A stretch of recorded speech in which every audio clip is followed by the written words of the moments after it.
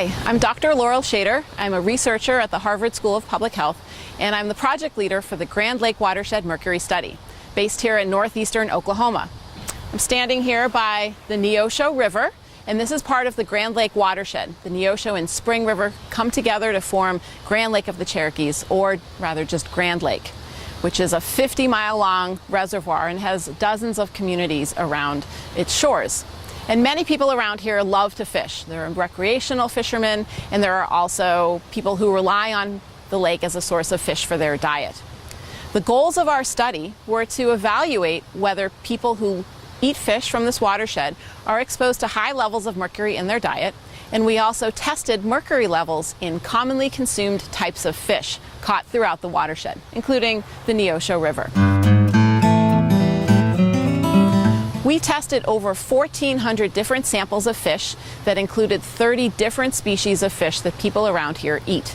And in general, the news was pretty good. For the most part, the mercury levels in the fish that we tested were not of levels of concern.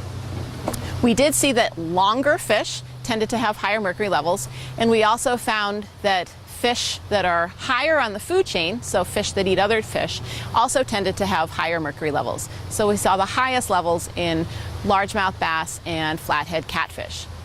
We also did testing of a few ponds around here, and we saw that mercury levels in some of the pond fish samples that we tested seemed to be higher than samples that we collected from the watershed.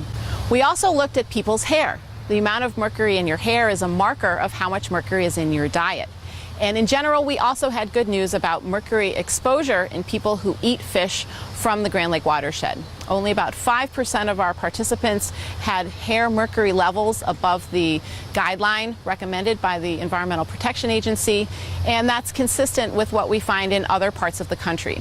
So it suggests that people who eat fish from the Grand Lake watershed are not uniquely exposed to high mercury levels. For people who are concerned about mercury exposure, especially women of childbearing age and children, there are some ways to reduce mercury exposure in your diet. You can look to eat smaller fish, and you can look to eat a variety of fish. We're really grateful to all the people who took part in our study.